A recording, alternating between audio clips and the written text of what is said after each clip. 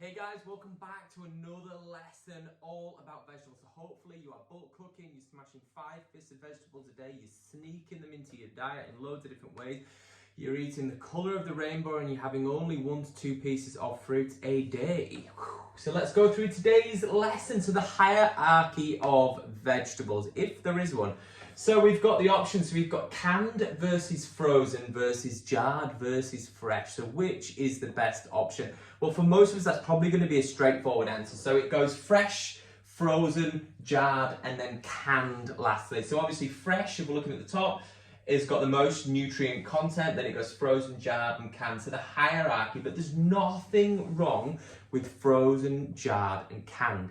The best method, the best type of vegetables are the ones that you are going to consume regularly. So my advice for you, don't worry about where you start. Obviously fresh would be amazing, frozen, canned, and then jarred. Don't worry about it too much. Just literally get those vegetables, get used to consuming those vegetables each day initially, and then branch out, then move on and look at different methods of how you consume, maybe how you could get closer to the fresh ones instead. Obviously the beauty of this is, well, organic versions. So organic fresh vegetables are very expensive, whereas you can sometimes get organic frozen, jarred, and canned much cheaper. So that's something to bear in mind, particularly if you're very conscious about having organic vegetables but can't necessarily afford the price tag of the super fresh ones at the top. Your frozen, jarred, and canned might be an option for you. And there's nothing wrong with keeping them as emergency supplied of the jarred, canned, and frozen. So I've definitely got all 3 of those in my life, because sometimes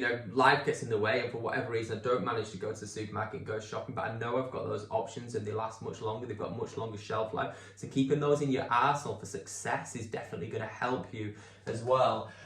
Check the ingredients though when you're consuming the frozen, jarred, and canned. You don't want any funky additives. When you read the back, if it's got loads of weird additives and then you don't know what they are and it looks like you need some sort of science degree to be able to figure those out, then obviously that is not for you. The only preservatives that we want to be allowed in there are salt and maybe a little bit of olive oil.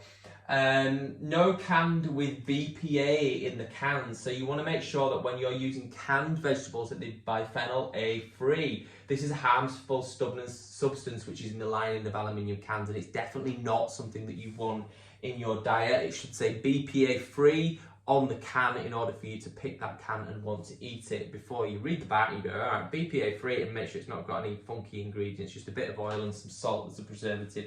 So get good at eating your chosen method, then branch out. Do not beat yourself up if you are starting at the bottom of the chain with some canned vegetables. That is absolutely fine.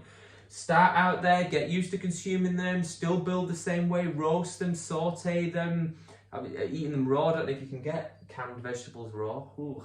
You might be able to, but I've never done it. There's nothing wrong with it if you are, by the way.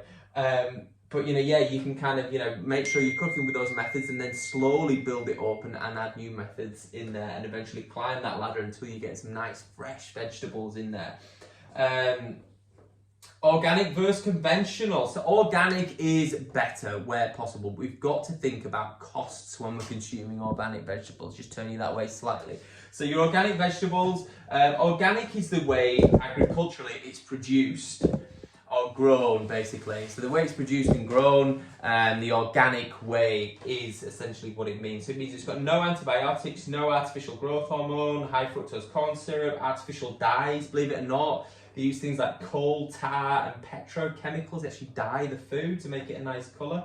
Rank thought. Artificial sweetness, synthetic chemical pesticides and fertilizers, genetically engineered proteins with ingredients and those kind of things. Now that's not everything. They're not all encompassing where it doesn't say it's organic, where it's conventional methods, but the chances are it's going to have one of those in the list for it.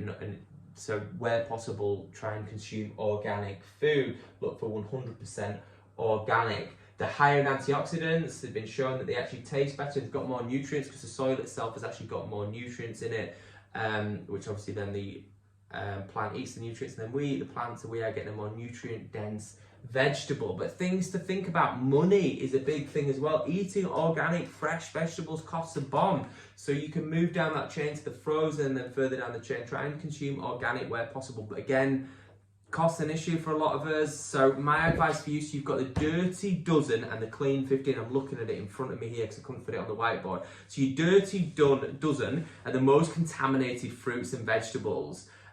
So my advice to you with the Dirty Dozen is try and eat those organically, and then have the Clean 15 in more of a conventional form. So your Dirty Dozen is apples, peaches, nectarines, strawberries, grapes, celery, spinach, sweet bell peppers, cucumbers, cherry tomatoes, snap peas, and potatoes. So for those of you who are looking at the app at the moment, you will see all this on the app, and you'll be able to actually look through and print this out if need be. For those guys who are watching on the Tinterweb, then obviously you guys can just write it down, I guess. So try and consume those ones organically where possible, and your Clean 15, you can go for more of a conventional source. They're your avocados, sweet corn, pineapple, cabbages, sweet peas, onions, asparagus, mangoes, papayas, kiwi, aubergines, grapefruit, cantaloupe, cauliflower, sweet potatoes, generally the ones with quite hard exterior, bit of a shell. That would be my advice to you, and then that way you're sort of cutting down on the amount of pesticides and chemicals that you're having within your diet where possible. But you're a vegetable guru now, aren't you? With all these lessons, just continue to hone your skills in the supermarket, in the local farmers markets as well, because you'll get cheaper organic produce within a farmer's market than you will if you are to then go to the supermarket itself. And as well as that, you can get your organic vegetables. If you buy in bulk, you might be able to get a cheaper deal, and then you can make a ton of soups with them, freeze them, and then you've got them ready and raring to roll at a later date. See you guys tomorrow for another lesson.